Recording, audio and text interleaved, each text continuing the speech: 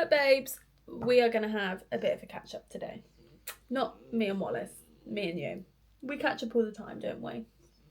Yes, we catch up more than I would like because you're always attached to me. Right, you scoot down there so I can drink my drink. Yeah, do you know what? It's been a naff week. I'm gonna put it out there. There's no sugarcoating it. Maybe I wouldn't even say naff week. Naff month. Naff 2 months. Yeah, you know when it's like the cycle of events where it's like everything goes wrong. Everything is constantly going wrong. One thing after another. Yeah, that's the cycle I'm in. Mercury retrograde hit me like a fucking bus this week. If you don't believe in any of that stuff, get to believe in it. Start looking into it because, yeah. Mercury retrograde is all to do with travel, communication, technology. Travel has been a shitter. Had to sell my poor car yesterday, get rid of it, written off. Yeah, just died. It's absolutely died. Someone went into the back of us. Luckily, not bad. I was flashing my hazards and they saw. So, yeah, thanking whoever's up there watching over us for that one because could have been a lot worse. Yeah, far from ideal. Right before Christmas. But hey ho, we move. As I said, could have been a lot worse. And I'm trying to be in that mindset a little bit more lately that I want to be more grateful. It's hard to sometimes be grateful. Why would I be grateful in that situation? But I'm trying to make myself see the bigger picture. As I said, could have been a lot worse. It was on Thamesdown Drive. If you're from Swindon, super fast road. Yeah, it could have been 100 times worse. So we move. I popped out a question box on my Instagram stories the other day, just saying I was going to do a little Q&A, get to know me better here on YouTube, and asking people for questions. And I had quite a few, which is nice. So I think I might have to go over 2 parts because I'm a bit of a chatter, so we're not going to get it all in one. Lots of the questions were around motherhood. Love that. From new mums to be way in the future, the lot. So that's really nice. So yeah, let's kick off.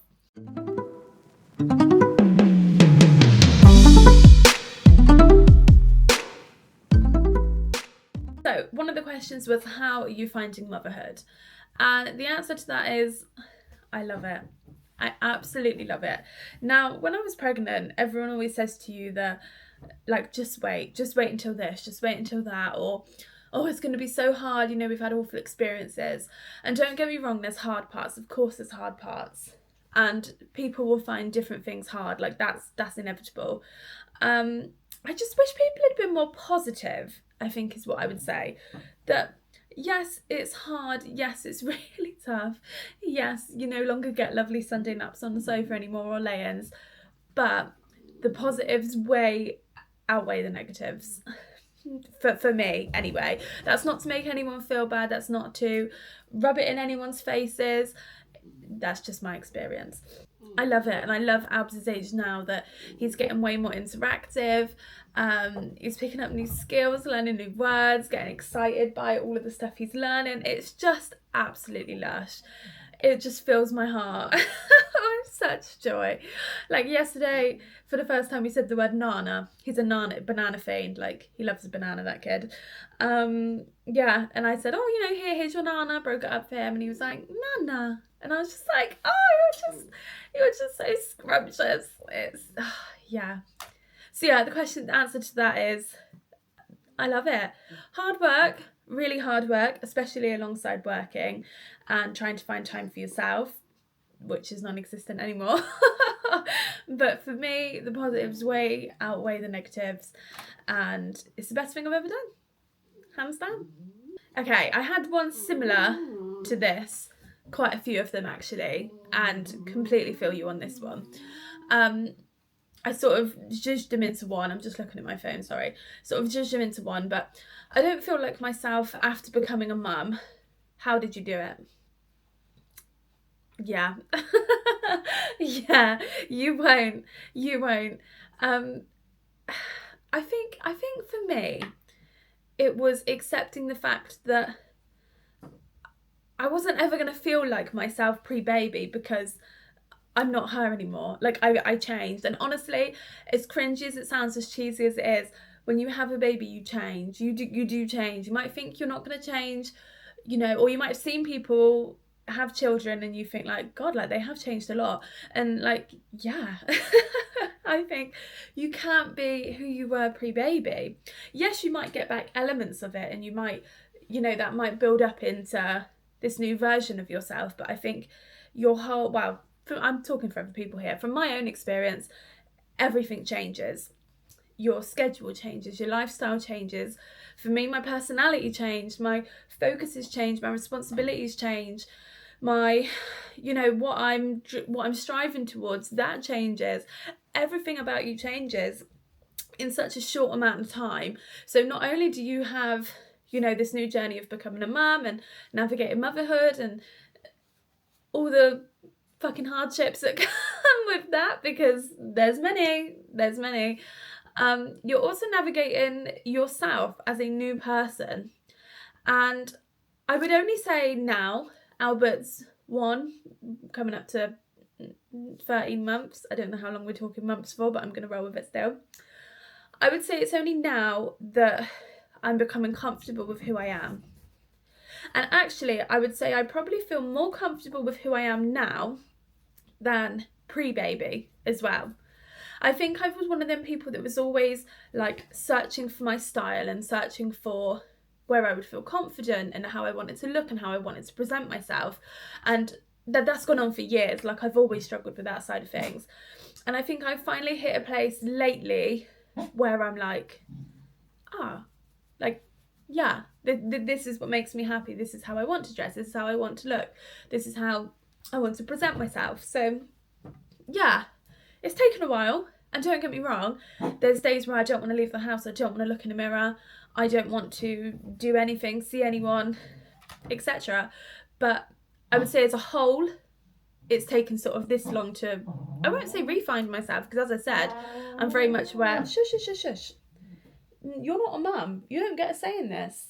You're a little baby doggy. You don't get a say. When it comes to a question you can answer, I'll ask your opinion, okay? Yeah. I won't say refine myself, because as I said, I think I'm different now. But yeah, I would just say give yourself time. All of this bouncing back malarkey, I know when we think of bouncing back, we think of it in terms of, you know, online and in the media when they're talking about a lady bouncing back after having a baby, it's to do with like her pre-pregnancy body and weight and size.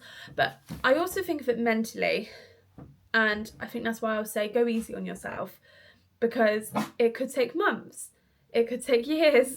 You know, I'm not that far down the road yet. But I know, looking back over my life anyway, there'll be times where I change again and again and again, like that's inevitable. So give yourself time, take the pressure off yourself, but also try and find some time for you. Whether that's giving yourself half hour on a Sunday to go and have a long soak in the bath, whether that's having a longer shower and actually getting to moisturize afterwards, or shave your fanny, or, you know, anything that's going to make you feel good. Make sure you give yourself that time, because that's such a great way to get back into feeling good about yourself and getting back into a bit more of a rhythm again. Because trust me, I know it's so easy just to give all your time to your gorgeous little baby. But actually, if you're happier within yourself and if you're giving yourself that time too, you're going to be happier for the baby. So it's a win-win. How do you find styles of clothes to suit you? That's an open-ended question. I'm sure there is plenty of people that come across my Instagram, look at the way I dress and think, oh my God, what is she doing? What is she wearing? It's so subjective to what suits you, what doesn't. Everyone has their own personal style. Everyone has their own personal preference. You know, them neutral girlies, they'll be looking at some of my outfits like, that girl looks like she's come from the circus. Yeah. It's such a wide scope. I think what you have to do first off is find your style, find what you're comfortable in, find what you think looks nice. Yes, Instagram, social media is great for following girls and picking up on their style and getting inspiration and, you know, being influenced into buying lovely clothes, etc. But I think what you need to do first is figure out how it is you want to dress, and what it is you like style wise, and then follow people according to that. Like for ages I followed all the neutral girlies, and I still follow some, and sometimes I look at their aesthetic and I think, oh, if only if only I was that, you know, polished, clean girl aesthetic. But then I think I don't want to. Like, that's not how I feel the most comfortable, dressed in all neutral clothes, I say as I'm sat here in a cream jumper. But yeah, that's not how I feel the most comfortable. So I need to be following people that's going to give me that inspiration outside of that too. And I think then it also comes down to confidence. Confidence is such a massive one.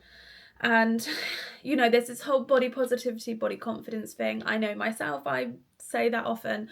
I think what I've learned over the last year is it isn't as linear as that.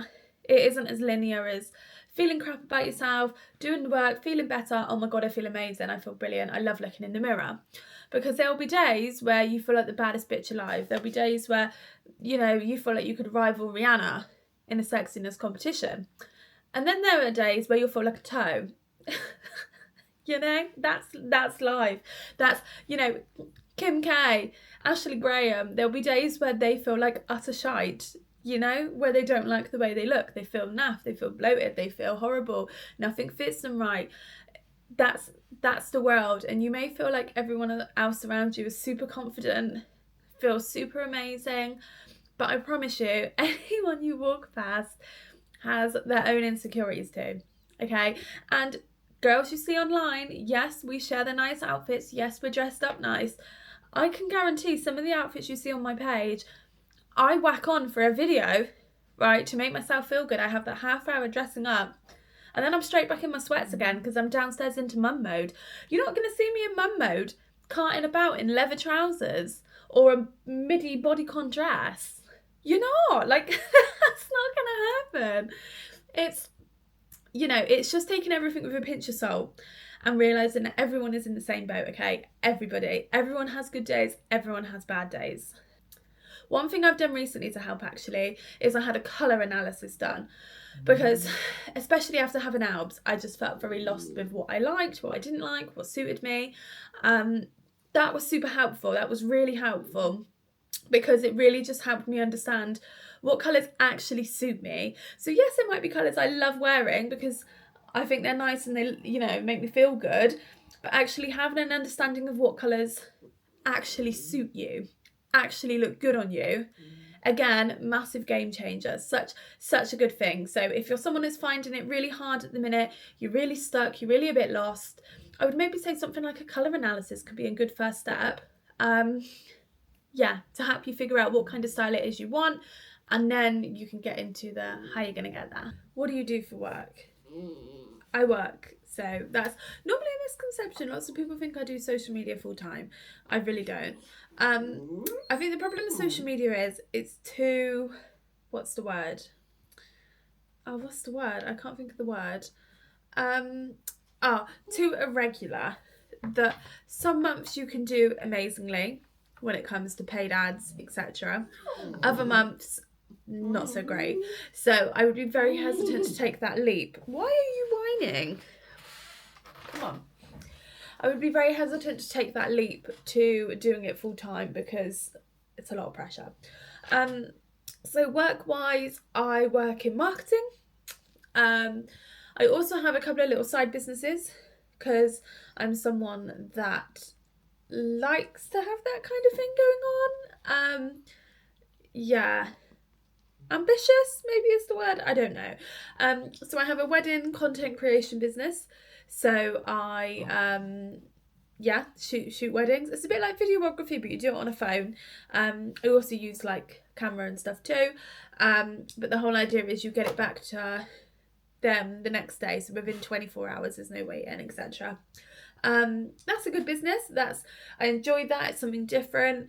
A whole new creative angle in a way, shooting weddings. It's an interesting one. And I help businesses with a bit of social media management as well.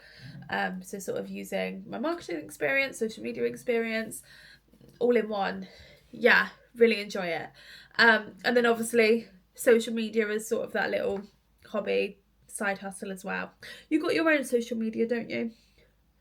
Yes, you might not know, he has his own page called My House is a Farm 01 on TikTok. Because we have so many pets. Wallace is the star of it, aren't you, big boy? Yes, he's the star. It's a bit silly, it's a bit crude, it's a bit offensive. So if you don't like that sort of thing, don't check it out. Yeah, it's just Wallace as a mean sausage dog, isn't it? Because Wallace does have a tendency to look down on people. He does. Like there's no denying it. So yeah, it's from your perspective, isn't it? Yes. So yeah, that's what I do for work. Before that, well, years ago, like around the time when I first started my social media, actually, I was a primary school teacher. So yeah, I was a primary school teacher for 5 years. So my career path has all gone, it's all gone a bit all over the place, really. But do you know what? Making them massive jumps and making them massive changes has been the best for me as a person. Like, I've grown so much over the last few years and I don't regret it for 1 second. So, win-win. And the last one for today, because I don't want to waffle on too long. I mean, I'm not a fan of my own voice, so shooting these vlogs is, yeah, fun. How can I start my own social media channel? Just do it. Just do it. I started mine when I was teaching. When I was teaching. Yeah, I was in my last few months of teaching. Just as a way to literally share my fashion. I sort of set myself the New Year's resolution of, like, you're going to do it. I'd followed people like, oh God, straight away one that comes to mind, Georgia Milling. I'd followed her for ages. Loved what she did, was so inspired. So yeah, thought I would start my own page, and luckily it grew. I think that's the main thing when people say to me, like, how do you grow social media?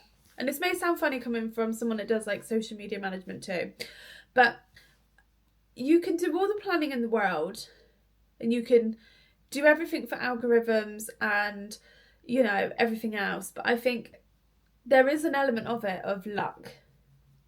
And I know that's not very helpful to say, but there really is. There is an element of just right place, right time, luck, who your content's being pushed to.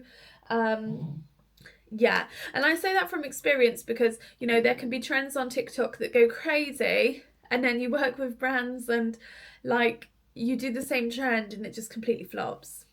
Like, that's just life, that's just the algorithm, that's just social media. Like, it's an ever-changing landscape, and sometimes it is just luck. Like, I know before when I've spent hours planning shooting a video, and it's flopped, and then something you put out quick has gone viral, like on TikTok more so than Instagram, but it's gone viral, and it's just funny that, you know, there's almost no rhyme or reason. So if you're thinking about starting a social media, like Wallace was, and now he's a social media star with over 63,000 followers. Yes, you are. You got gunky eyes. Ew. My advice is just to do it, because what's the worst that can happen? Like, really, what's the worst that can happen? There isn't, unless, I think, although caveat to that though is, oh, I don't want this to be controversial when I say this. Not everyone might agree with what I'm about to say. I think, what? You don't have anything to say? You want to come say hello to? Oh, come on in, Brisley. Brisley wants to come say hello to. Say hi, my name is Darwin. I am 2 years old. I am a handsome doggy. And I love my toy broccoli. Yes. Right, go on then. Go play. I think my caveat though is you have to be careful with what you're putting out for the job you have. And I say that from experience, that if I'd have stayed in teaching, there is no way I could have been putting out pictures and videos in my underwear helping other women feel confident in my size. Just no. Like, that's not, and I agree with that. That's not me saying that's wrong, and you know, teachers should be able to put out what they want. Like, I firmly agree with that. Like, that's a no. Like, that's can't be the case. I think what I'm seeing lately is there's been quite a few people I've seen on Instagram the last year or so that have started it and get a lot of male attention on there. Okay, that's through no fault of their own. That just happens, unfortunately. Men use social media too. Get a lot of male attention, and then have started posting more and more and more and more risque stuff. And then have obviously tried to utilise the fact that men are following them and to make money from it through platforms like OnlyFans, Sunroom, etc. Which is fine. If that's what you want to do, if that's what you hand on heart want to do, then go for it. Get that bag, girl. Who am I to tell you not to? I think my point though is that multiple of these women that I've seen do this have ended up losing their jobs. Okay, it's not been a matter of like the workplace coming up with another reason for getting rid of them. It's been very clear cut that you're in a professional role. You know, your name is out there as part of our business, and I search your name online and it's you sucking off a banana. Like, you know, it's you getting your nipples out. Like, and I'm not saying that's completely right either. Like, I understand everyone deserves their own life to do what they want, etc. But I think you have to be aware and you have to weigh it up, because is it worth losing your job over? If it is, then great, you're in a better position. If you're happy doing it, you're making more money, fine, like absolutely fine. If you're not making more money, you're going to be screwed without that job, and deep down you don't actually want to be getting your flaps out. Like, yeah, you've got to look at the bigger picture. So I think I would say start your social media, run with it. You know, it's the thing that's helped me get the most confident, the most accepting of my body. You know, it's really helped in so many ways, but don't be tempted to overstep marks that you aren't completely comfortable with and that don't align with your life. Okay, because not everybody is going to become the Molly May of Instagram. It's not going to happen. Lots of people, you might just tick along nicely. Okay, you might grow a little bit, you might just tick along nicely. You're never going to get to a point where you can quit your job and have that as your income. So don't lose your job because of it. I hope that makes sense. I hope I haven't offended anyone. Hasn't been my intention to. And I speak from experience. I did this. I did exactly that. I thought, okay, my content goes out and I do get man comment on it. Let's try and make some money off it. Started an OnlyFans. I did it for 3 days, if that, 2 days. But only underwear, nothing porny, nothing, you know, flaps stayed firmly in my pants. I made £600 in 2 days. Result, but no, it wasn't for me. It didn't align with me, where I wanted my page to go, and what I wanted to put out there. I do what I do for empowering women and empowering for women that look a bit like me and want to feel more confident. I don't do what I do to get men sleazing over me. I hate that. I absolutely hate that with a passion. Okay, it makes me feel sick. So, yeah. Start your social media. Don't stray from what it is you want to do. Don't automatically think you're going to become Molly May overnight, sacrifice your jobs and relationships, etc. for stuff that's outside your comfort zone. That's my advice. Big sis advice right there. Take it or leave it. I have quite a few more questions, which is nice. But I'm not going to talk anymore because I'm sick of the sound of my own voice. And I got leftover pizza in the fridge that's calling my name. So, yeah. Have a good rest of your day, whatever you're doing. Thanks for stopping by, and I'll see you next time.